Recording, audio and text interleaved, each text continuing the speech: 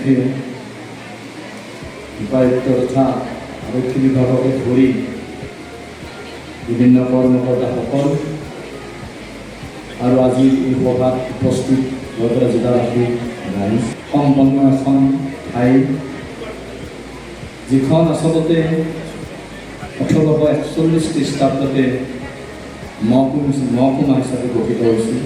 অসমত 3খন মহকুমা আছিল, তাৰে এখন মহকুমা 1841 চনত হৈছিল। 1852 খ্ৰীষ্টাব্দত ন্যায়ালয় স্থাপন হৈছিল। গতিকে এই ঐতিহ্য সম্পন্ন আচলতে বহু বছৰ পাছতেই জিলালৈ ৰূপান্তৰিত হ'ল। 19টা কোটি এটা ভয়াৱহ দিন 1979 চনত 10 ডিচেম্বৰত যেতিয়া স্বৰ্গেশ্বৰ তালুকদাৰ শ্বহীদ হৈছিল, গোটেই অসম জ্বলিছিল। অসম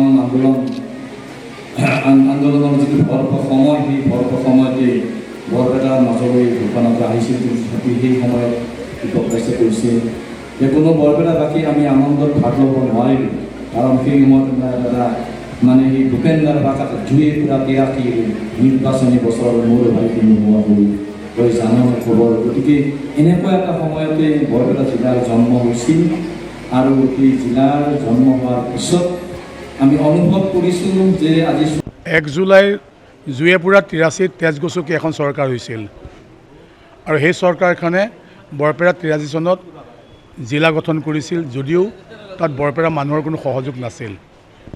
কিছু বিষয়া কৰ্মচাৰীৰ দ্বাৰা জিলা গঠন হৈছিল। মূল কথাটো হ'ল জিলা এখন গঠন কিয় হ'ব লাগে। ভৌগোলিক পৰিৱেশ আৰু ইয়াৰ জনবিন্যাসৰ ওপৰত, পপুলেশ্যনৰ ওপৰত এখন জিলা হয়। আৰু সেই জিলাই কি কৰে, জনসাধাৰণৰ মানদণ্ড উন্নতি কৰা, শিক্ষা, কৃষি, আধ্যাত্মিক, বৌদ্ধিক, লগতে উদ্যোগীকৰণ, লগতে ৰাস্তা ঘাট আদি ইত্যাদিত আমূল পৰিৱৰ্তন কৰাই জিলাখনৰ আমাৰ যিসকল বিষয়া তেওঁলোকৰ মূল দায়িত্ব আৰু কৰ্তব্য। দেখিছোঁ যে আজিৰ এই মহেন্দ্ৰিকখনৰ পবিত্ৰ মুহূৰ্তত ক'বলৈ বেয়া লাগে, সংকোচ হয়, বহুত জিলা বিষয়া ইয়াত আহিছে। তেওঁলোকে এক উদ্দেশ্যলৈ আহিছে, তেওঁলোকে জিলাখনৰ সৰ্বাংগীন উন্নতি কৰিব। কাৰণ ইয়াত সত্ৰ সংস্কৃতিৰ পীঠস্থান, ইয়াত শিল্পকলাৰ পীঠস্থান, ইয়াত ভূমিপুত্ৰসকলৰ এটা জন্মক্ষেত্ৰ। বহুতে এটা বিভিন্ন ধৰণৰ যি তেওঁলোকৰ মনৰ ইচ্ছালৈ এটা সেৱা কৰি গৈছে। আৰু বহুতে দেখিছোঁ, বহুত জিলা বিষয়াই দেখিছোঁ, প্ৰশাসনিক বিষয়াকো দেখিছোঁ, সেইসকল লুটমাট কৰিও গৈছে ইয়াৰ পৰা।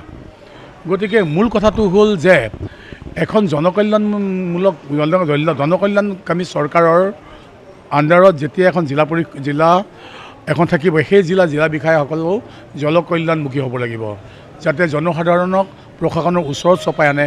সেইটোৱে মূল উদ্দেশ্য।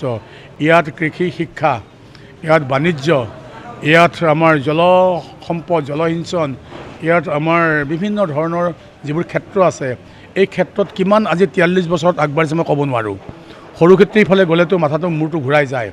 এতিয়ালৈকে তাৰ ৰাস্তা ঘাট পকা হোৱা নাই, এতিয়ালৈকে তাৰ শিল্প ক্ষেত্ৰত ডিমাৰ্কেশ্যন হোৱা নাই।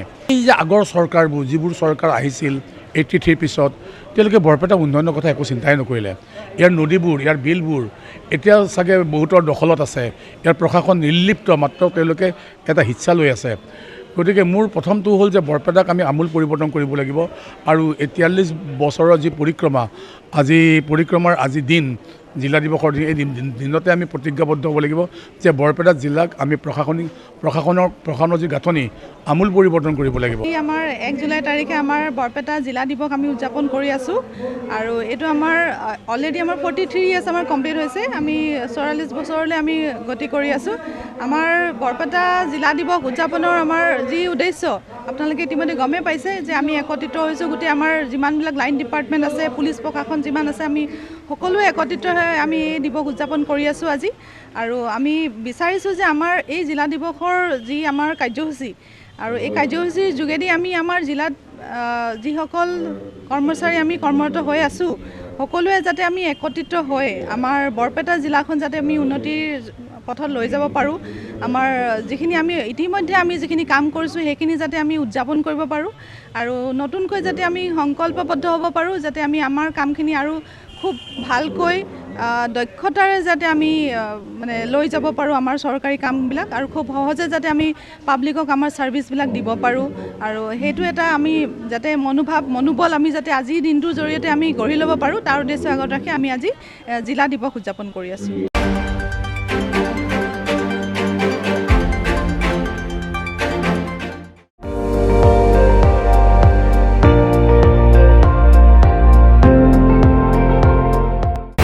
আপুনি চাই আছে ND24 সৰ্বশ্ৰেষ্ঠ নহয় সৰ্বোত্তমৰ দৌৰত।